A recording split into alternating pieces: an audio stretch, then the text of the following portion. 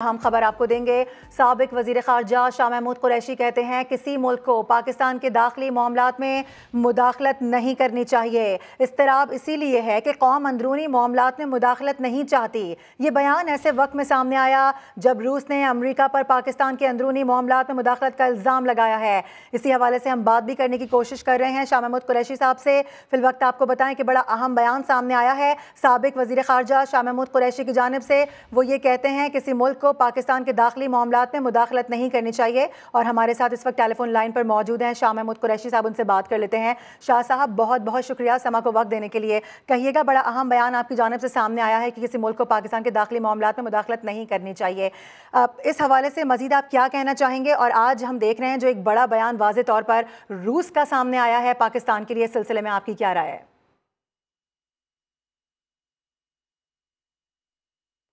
शाह साहब, आप सुन सकते हैं हमें? हेलो, अस्सलाम वालेकुम शाह साहब, आवाज़ आ रही है आपको? आपकी आवाज़ नहीं आ रही थी। हेलो जी शाह साहब, आप सुन सकते हैं मुझे?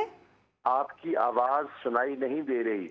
ठीक है, हम आपसे दोबारा रब्ता करने की कोशिश करते हैं। साबिक वज़ीर ख़ारजा शाह महमूद कुरैशी हमारे साथ टेलीफोन लाइन पर मौजूद थे। कुछ आवाज़ उनको ठीक से नहीं आ रही है, हम कोशिश कर रहे हैं कि उनसे दोबारा बात कर सकें। बड़ा अहम बयान जो कि उनकी जानिब से दिया गया कि किसी मुल्क को पाकिस्तान की दाखिली मामलात में मुदाखलत नहीं करनी चाहिए। इस्तराब इसीलिए है कि कौम अंदरूनी मामलात में मुदाखलत नहीं चाहती। ये बात वाज़े हो चुकी है। ये बयान ऐसे वक्त में सामने आया जब रूस ने अमरीका पर पाकिस्तान के अंदरूनी मामलात में मुदाखलत करने का इल्ज़ाम लगाया है। बड़ा अहम बयान। आज सुबह हमने देखा कि ये बात सामने आई है, रूस की जानिब से इस बात की मजम्मत की गई है। जो कुछ भी पाकिस्तान में हो रहा है, इस हवाले से कहा गया है कि वज़ीर आज़म के खिलाफ तहरीक अदम एतमाद अचानक से लाई गई है। जब पाकिस्तान के वज़ीर आज़म ने दौरा मनसूखी के हवाले से ख़बरों को रद्द किया, उनकी तरदीद की और दौरा किया, ऐसे में हमने देखा कि वज़ीर आज़म इमरान खान पर एकदम से तहरीक अदम एतमाद लाई गई। इसी हवाले से हम बात करने की कोशिश कर रहे हैं। शाह महमूद कुरैशी साहब हमारे साथ मौजूद हैं टेलीफोन लाइन पर। शाह साहब, अस्सलाम वालेकुम, आपको आवाज़ आ रही है?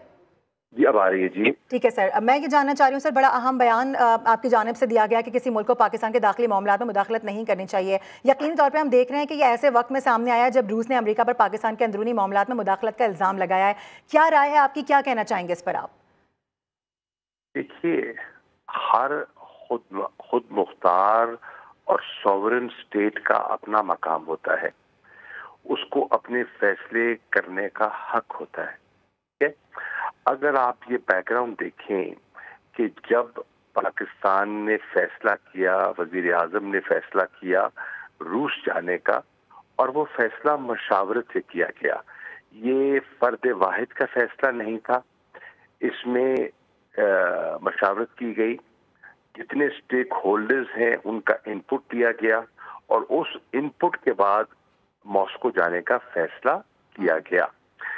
यहाँ भी बता दूं कि एक इजलास हुआ प्राइम मिनिस्टर साहब के प्राइम मिनिस्टर हाउस में। उस इजलास में साबिक फॉरेन सेक्रेटरीज थे, उस इजलास में ऐसे सफारतकार थे जिन्होंने रूस में सर्व किया था। उस इजलास में इम्पोर्टेंट हमारे जो कुछ मीडिया के लोग भी थे, एकेडमिक्स भी थे, और उसकी 2 नशिस्तें हुई। एक नशिस्त को चेयर वजीर आजम ने किया और एक नशिस्त को मैंने चेयर किया।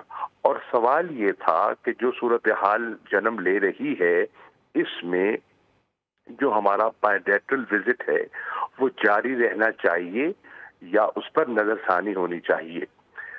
सबका ये तकरीबन कंसेंसस था कि इन हालात में हमें अपनी कमिटमेंट को फुलफिल करना चाहिए और ये बायलैटरल विजिट है, इसका यूक्रेन की सूरत हाल से कोई ताल्लुक नहीं बनता और हमें अपने ट्रिप को जारी रखना चाहिए।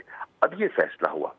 अब ये भी ज़हन में रखिए कि एक टेलीफोन कॉल आती है हमारे नेशनल सिक्योरिटी एडवाइजर को, और जिसमें ये मुतालबा किया जाता है कि पाकिस्तान को अपना रूस का विजिट कैंसिल करना चाहिए। सवाल ये है, क्या कोई सॉवरेन मुल्क के मामलात में इस किस्म की कोई सॉवरेन मुल्क इजाजत देता है, दे सकता है? मुल्क छोटे भी होते हैं, मुल्क बड़े भी होते हैं, 2 तरफा ताल्लुकात रखने का हर मुल्क को हक पहुंचता है, और उसमें इस किस्म का मदाखलत जो है ये बिल्कुल नामुनासिब کی ہے اور کوئی خود مختار قوم اس کی اجازت نہیں دے گی. اب یہ سارا بیک گراؤنڈ جب آپ ذہن میں رکھتے ہیں اور پھر آگے چیزیں میں اس کی تفصیلات میں اس وقت نہیں جانا چاہتا کیونکہ مسئلہ سپریم کورٹ میں ہے اور حساس مسئلہ ہے اور میں بے جا اور بلا وجہ اس چیز کو مزید نہیں الجھانا چاہتا. سر اگر کچھ پوائنٹس رکھ سکیں آپ، بے شک تفصیلات میں نہ جائیں، لیکن کچھ چیز اگر سما کے ساتھ ایسی شیئر کر سکیں آپ جس سے اور موقف واضح ہو جائے.